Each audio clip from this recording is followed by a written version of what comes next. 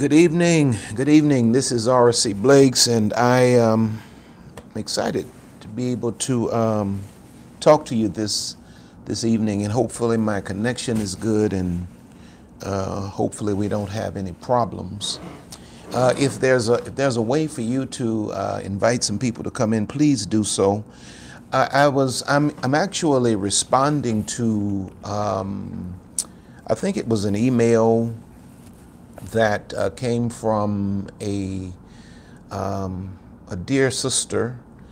I think she says she's upwards of 45, and she wanted me to share my thoughts on dating beyond what the world or society terms as the optimum age, which I don't buy into that. I don't buy into there's some optimum age to date. I don't think that there's no such thing as over the hill. In fact, about it, I guess with my grown man's mind, the more mature a woman gets, the more attractive she becomes. And that's honest. You know, that's my honest opinion. That's not hyperbole. That's not just words. That's my honest opinion. And it's shared by most of the grown men that I know. Now, all men that are grown are not grown men. But this is in response to that. And in pondering my response to her, I soon realized that my conversation, and that's what this will be today, just, you know, my thoughts, no lesson, just my thoughts relative to relationships in general, because the same thing that applies to a woman that may be 45 and up, or 40 and up, or whatever, applies to a woman that's 20, 21, 22. And I think it boils down to, by the time a woman or even a man, this conversation actually applies to both genders as well. The rules are the same. But in answering your question, if you're watching or will watch, by the time a woman gets to a certain age, the expectation is that she knows who she is. And one of the indications of when I say she knows who she is, she knows she has her identity in place. She is in control of her own self-esteem. She does not need anything or anyone from the outside to establish her self-esteem. She searches for relationships that might feed it, but she is the generator of her own self-esteem. She knows her purpose. She knows not only what she wants, but she knows now what she needs. So really and truly, a woman or a person of, 40 plus years or more is a person that is actually or should be better equipped to actually date or to begin to formulate, healthy relationships.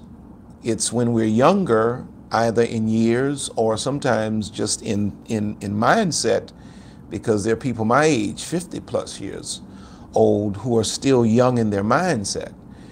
When you are immature, when there's an arrested development in terms of this, as it pertains to dating or developing relationships, what happens is you begin to search for or develop relationships along the lines of what you want. And there's a distinct difference between a relationship that is developed based on what I think I want versus a relationship based on what I think or what I know I need. If a person has not evolved, has not grown beyond pursuing things that are wanted, and you've not matured to a place where you're now in pursuit of things that are needed, especially in terms of something as significant as a relationship, you're really not at a place where you should even entertain the idea of a relationship, because you have some internal work to do. Because what I've learned is you can get what you want in relationships. You can pursue what you want, and that's what most people do. And this is why we have one failed relationship after another. This is why people say, I can't seem to find anybody. It's because you're in pursuit of what you want, and the reality is that what you want quite often is not what you need. Relationships are kind of like a diet plan. Very few of us on the planet, well, especially in the United States of America, go to a restaurant and we choose what we need over what we want. Most of us are going to pick the stuff out on the menu that we want, and the stuff that we want is the very stuff that cuts decades off of our lifespan. It's the stuff that puts us in hospitals. It's the stuff that ruins our health and gives us a poor quality of life if we're even blessed to see old age. It's because we lived a life in pursuit of what we wanted in terms of our diet. Whereas the minority of us are people who understand that eating is about more than want. In fact, it's not about want at all. It's about necessity.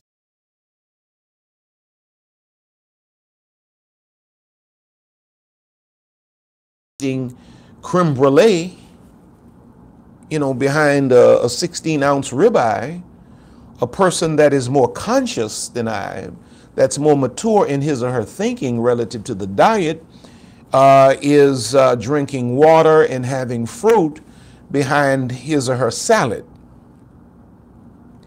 And then 50 years from now, when I'm off of the planet and they're still kicking, everybody will say, well, he or she was lucky. Not necessarily. They were wise and they lived a life that was based on need rather than want. Now, you clearly see this wisdom in terms of the diet. But now you can take that same model and apply it to your relationships. Most people are choosing relationships like we pick from menus. We choose what we want, even though it's killing us. It's what pleases us. It's what satisfies our youthful lust, and it is destroying us all at the same time.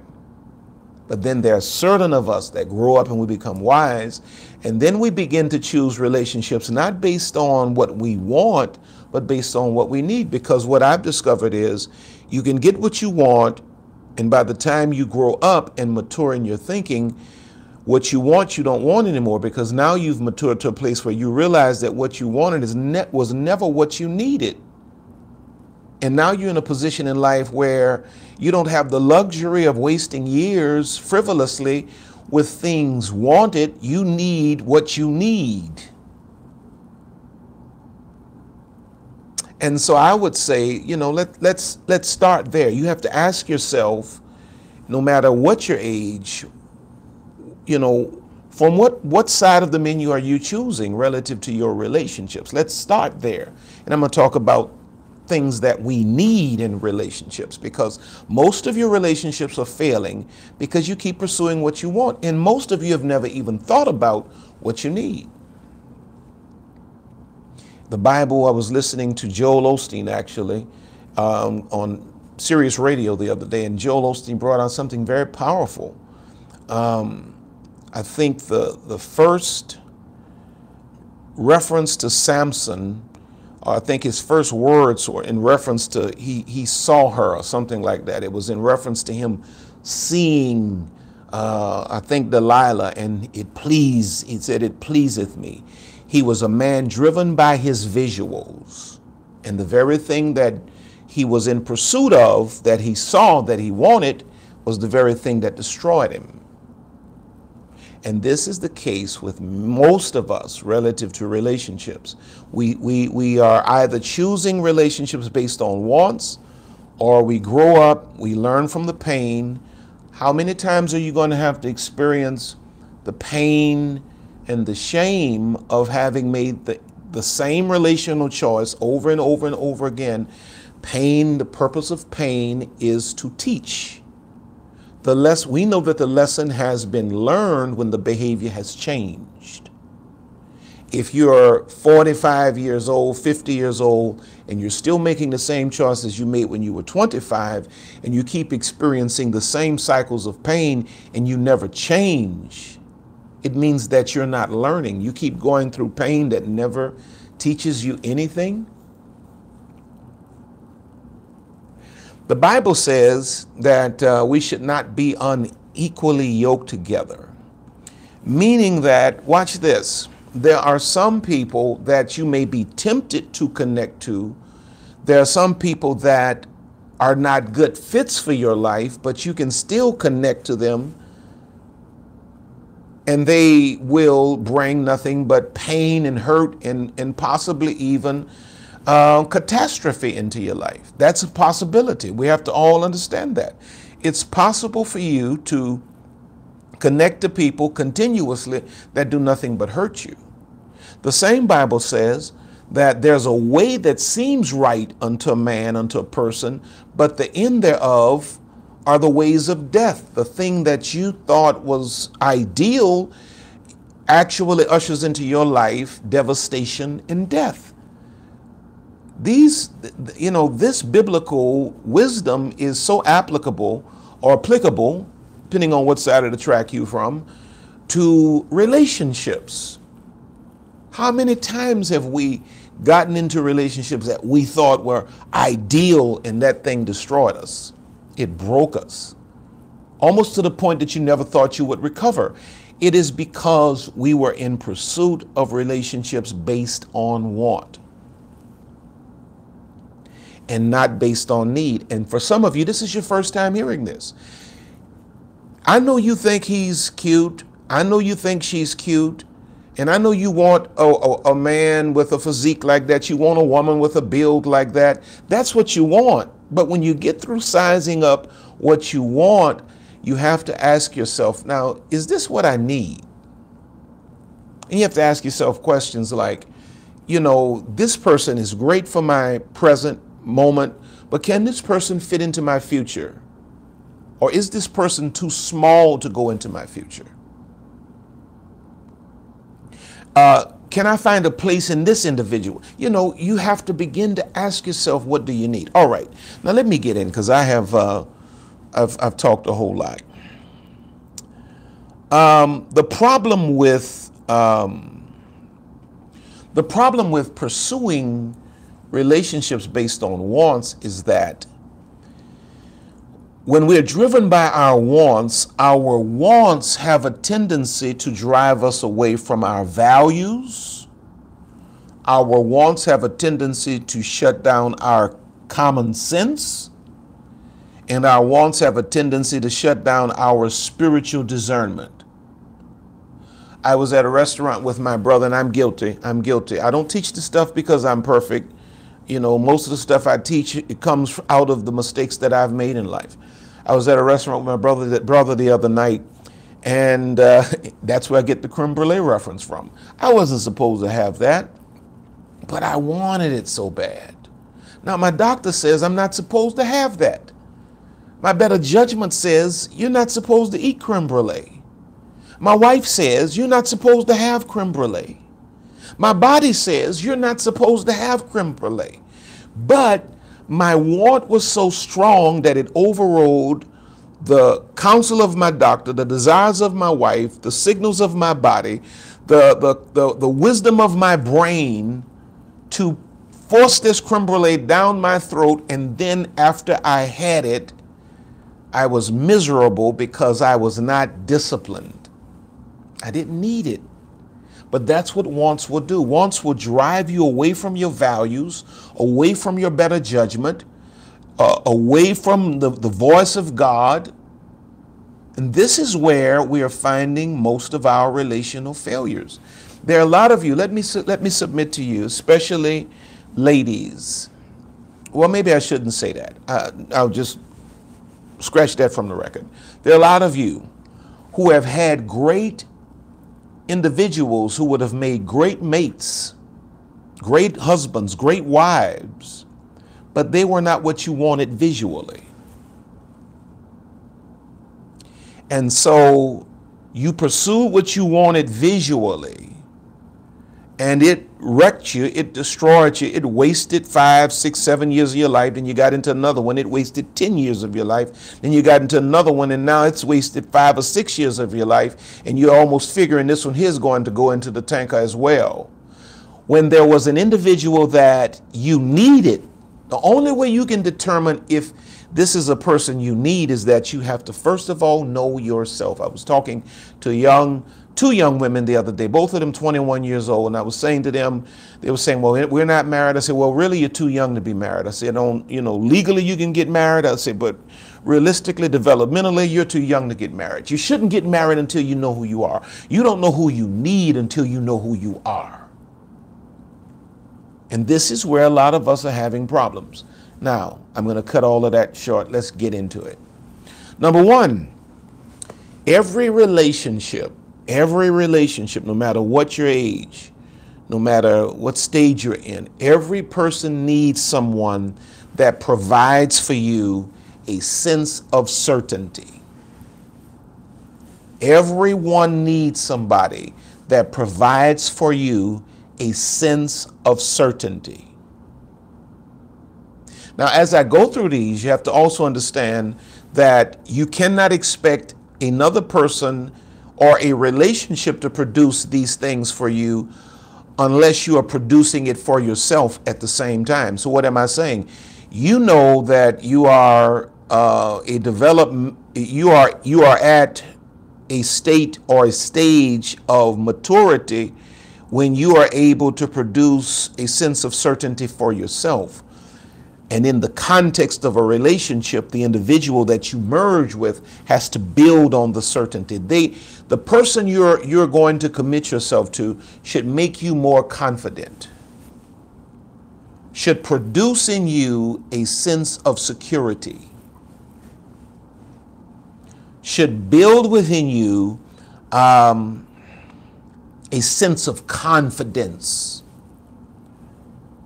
If you're in a relationship with someone that does not make you certain, wow, my wife and I spend a lot of time apart. I travel a lot. And sometimes when I'm coming home, she's going. We spend a lot of time apart, but we never have issues with, feeling insecure, or we never have issues with thoughts of infidelity.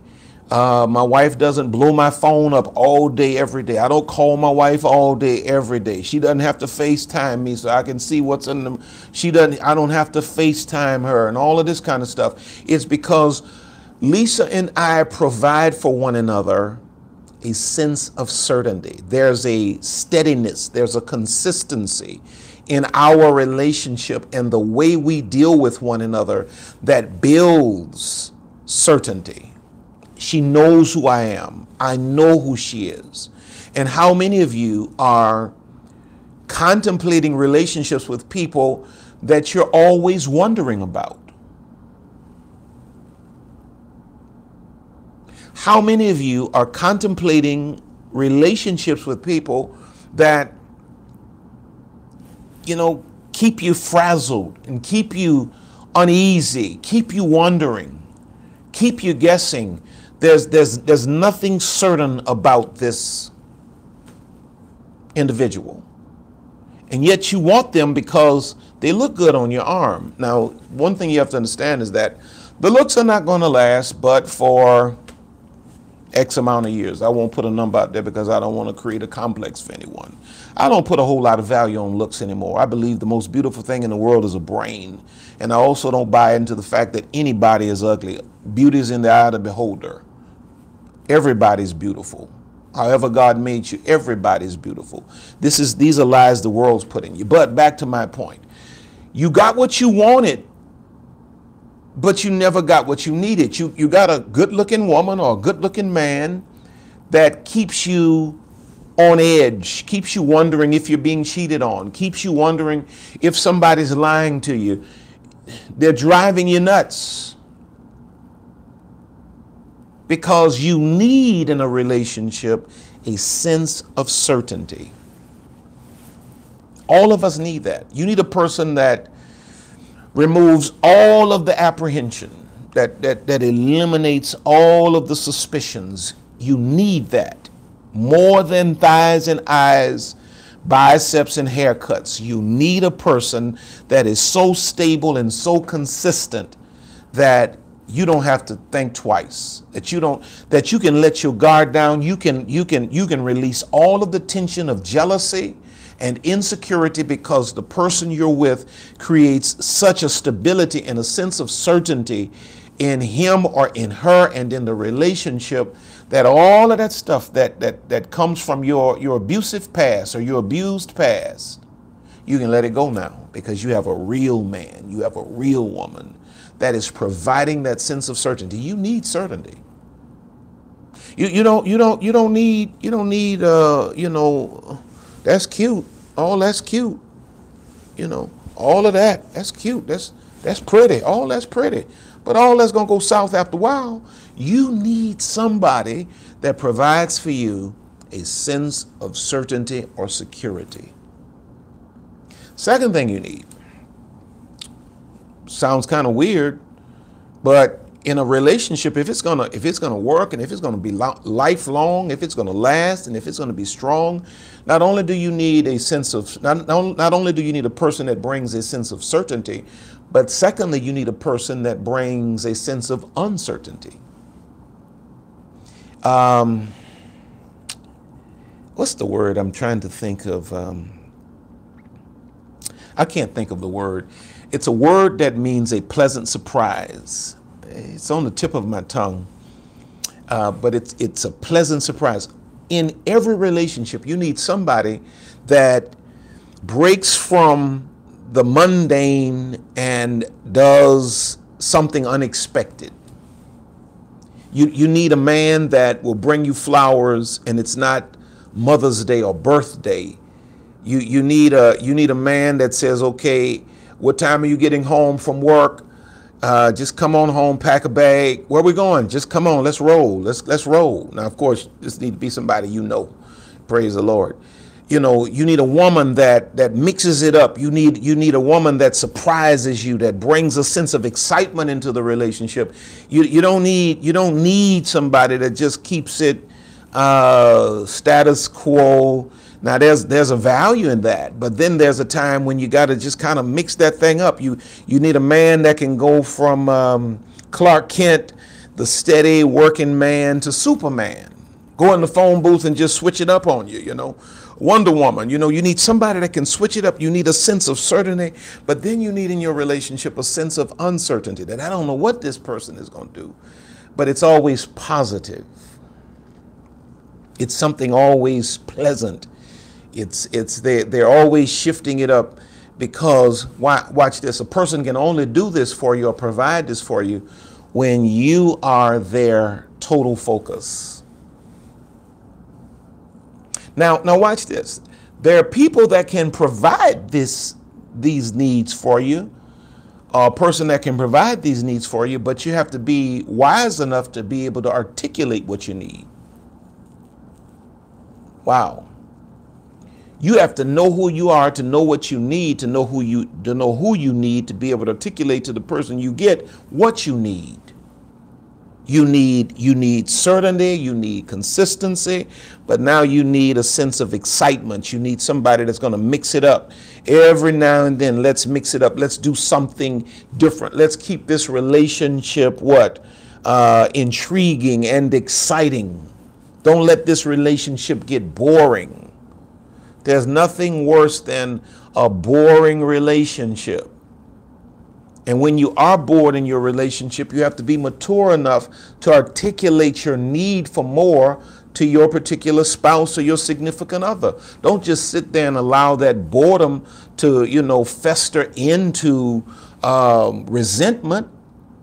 Put them to the side and really communicate with them. Even if they seem to get a little frustrated with you in the beginning for saying it, it's better that you say it and they know it's on your heart and they begin to make some changes, hopefully, than for you to sit there and just become bored, and then the devil begins to talk to your mind and push you into directions you otherwise would never go. if that makes sense. So we need certainty, we need uncertainty, surprises. Serendipity is the word. I kept fishing till I got it. Serendipity. We need a sense of serendipity, which is a pleasant surprise.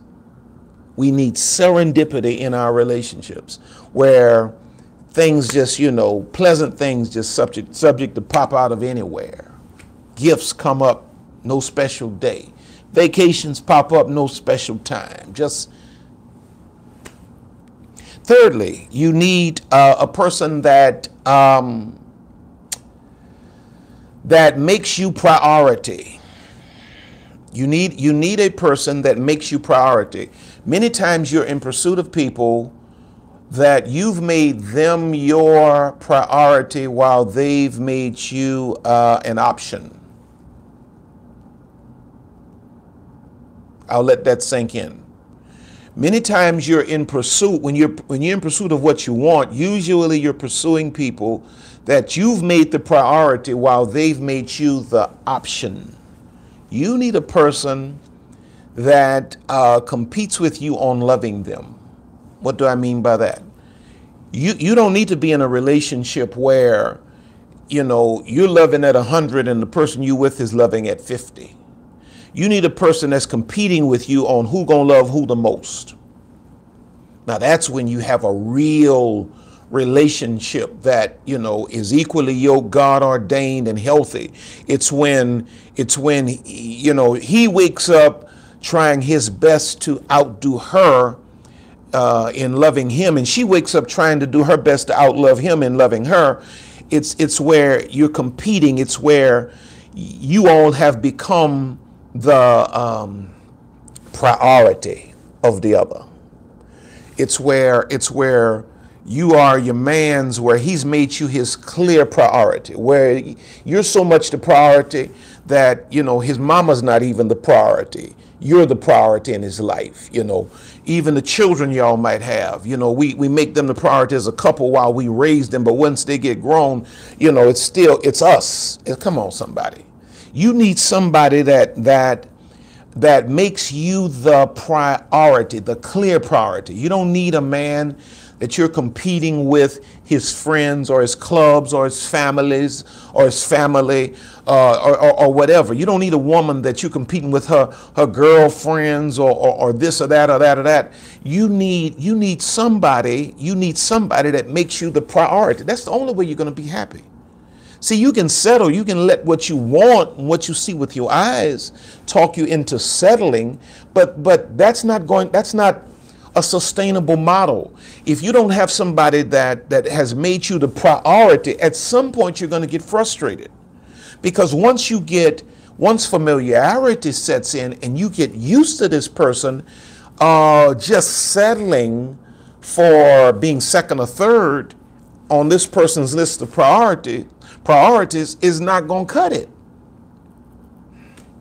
So you need somebody that brings a sense of certainty, somebody that brings a sense of excitement or surprise, uncertainty even. You need somebody that makes you the priority. Number 4, you need somebody not only that you're connected to. Now you got to hear this. You need somebody that you're not only connected to, but somebody that you sincerely and genuinely love. Because there are a lot of you who are connecting to people that you don't really love. Now, I mean, you may love them in the sense that you don't want anything bad to happen to them. You wish the best for them. You think that they're a great person or what have you. But I mean a person that you're passionate about. A person that does it for you. Now, once you mature, you got to hear this now. Once you mature in your thinking and you graduate from choosing relationships based on wants and you begin to think about needs, your list of priorities, your checklist shifts from things that are external to things that are internal. So once you grow up and you become a grown man or a grown woman, you probably really find this deep love relationship with somebody that might not have in the past fit your former standard, which was purely external, surface. Now you're searching for things of the heart. You're trying to find out who this person is. You're connecting to internals now.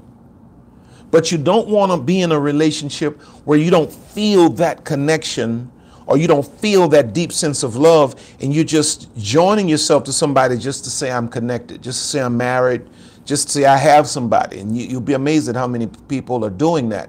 And the reason we do that, the reason we take on relationships just to say I have somebody, is because we are struggling in terms of our self-identity.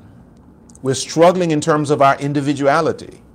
Because once you're firmly an individual, and once you really know who you are, you actually know how to be at peace and happy with yourself. So relationships, or having a relationship itself, is not a need. Not to make me happy, not to make me feel complete. I don't need a relationship to be complete or to be happy. I desire a relationship, and so since I desire a relationship, I know what kind I need. But it's not the relationship I need. I just know what kind I need because I desire one. Because I know as an individual, I know how to be happy all by myself, because I have purpose and I have a reason for existing.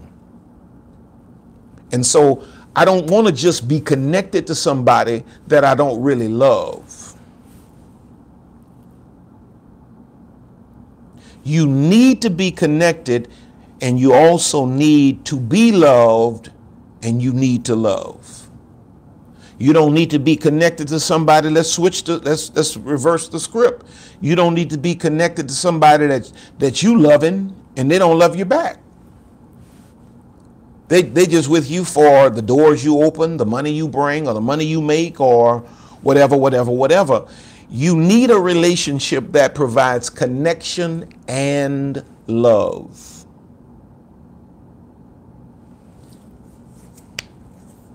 I don't know if this is making sense. Number 5, you need a relationship that you can grow in. You need somebody that you can grow with. Oh my God, there's nothing worse than being in growth mode and being anchored to somebody that's stuck where you used to be.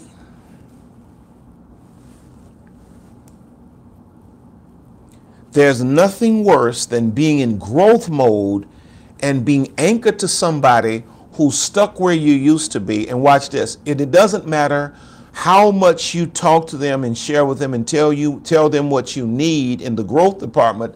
They don't even have the capacity to grow with you. But you've anchored yourself. You know, what gives me, what becomes a great image of this is like, you know, there are trees in my neighborhood. When we first moved to this particular neighborhood, there were oak trees that they freshly planted, and they put these little metal cuffs around these trees to stabilize them so they wouldn't lean.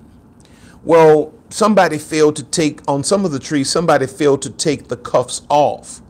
And so now the tree has grown beyond the circumference, I suppose the word would be, of the cuff, and the cuff is cutting into the body of the tree, and the tree is spilling over. And I was like, wow, if this tree has feelings, that has to be extremely painful. Well, that's what it's like to shackle yourself to someone who does not have growth potential. The only way you can know if a person can grow with you is that you have to know where you're going. I've been on here 35 minutes. This is too long. You have to know where you're going, and you have to be able to articulate it to the other person, and then have the discipline to sit and listen to see if they have the capacity to comprehend what you said. And then even if they have the capacity to comprehend what you said, now you need them to articulate what's their future vision. Where are they going? Okay, for instance, Lisa and I have, we're in our 50s now. And do you not know that Lisa and I, even at this stage, we are articulating vision for the next 20 years? Where are we going to be at in our 70s? What are we going to do in the next 2 decades? What are we going to do in the next decade? We were just having a conversation like this yesterday. We are articulating vision. And as I articulate my vision, it's never a situation where my wife is like scratching her head, puzzled. What that mean? What that mean? No, no, no. I chose a woman that I knew I could grow with. Now we're in a season where, watch this, where it's not so much, it's not all about me now. It's not all about her helping me do what I do. Now I'm kind of shifting the thing. Our conversations are about, what do you want to do? You've had my children, you've raised my children, you've just done great by our family. So now what are your goals? What are you going to do? How can I help you do your thing? We're growing together in both directions. Because we have a what? Healthy relationship. And our relationship was not based on wants. Our relationship when we came together was based on needs. We knew what we needed.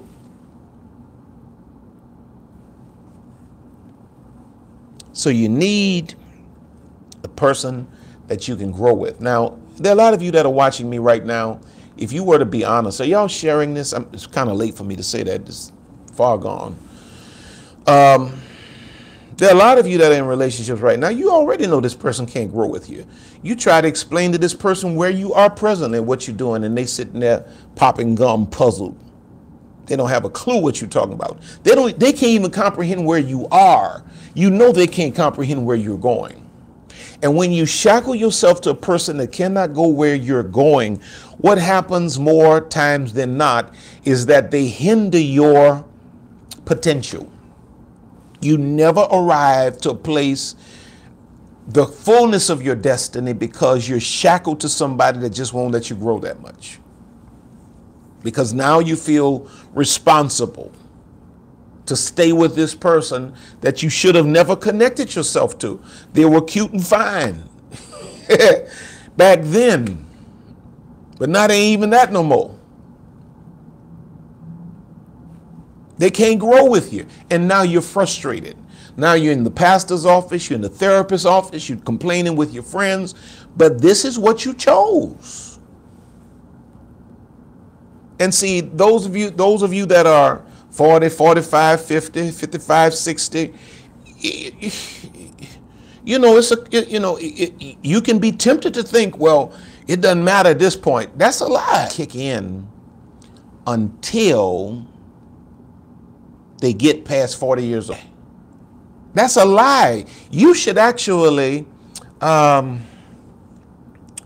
trying to remember the author who said that a person, it's then that you've made all of the mistakes, you've made all of the blunders, and now the wisdom comes together and you're able to actually facilitate life in a way that optimizes your potential. This is why you have people like Colonel Sanders, who started making money off of that chicken in his 60s. You can't conclude that because I'm 45, 50, 60 years old that I just need somebody because I don't have there's no more vision in front of me. You should have more vision then. All right, let me shut it down. Number 6, you need a person that shares. You need a person that shares. You do not need a person that is a consumer of everything you bring to the table. You don't need somebody that's just pulling up to the table with a big appetite. You need somebody that has a contribution. And not only do they have a contribution, they have a contribution that they are willing to share. If there's no sharing in a relationship, you don't have a relationship, because loving is giving. Loving is sharing.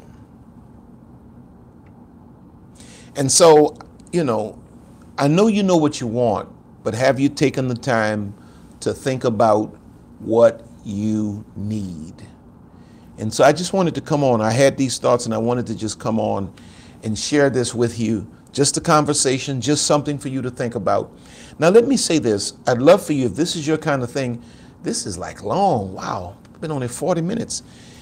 If this is your kind of thing, I'd love for you to subscribe to my channel, hit the little bell so you know when I'm on live. You subscribe, and then you have to, go and hit the little bell, the alert thing. Don't assume that it's going to all happen at one time. Subscribe, then hit the bell to get the alert. And share this. Give me your comments. If you like what I'm talking about, do that. If you don't, do that. I'm cool with that. I'm cool with that too. And what else? What else? Don't forget to go to my website, rcblakes.com, rcblakes.com, and subscribe to my mailing list. I'm getting ready to start doing more in terms of my mailing list.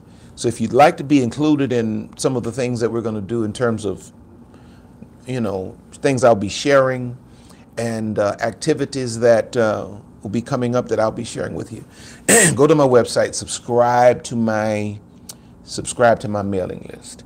And I think that's it. And just know that somebody's praying for you. Know that somebody's has you in mind, and somebody has positive thoughts going up for you. Let me pray for you before I let you go. Father, I thank you for this discussion that we've had today. And God, I ask you now to touch the hearts of every person, every individual that is struggling with this thing relative to relationships.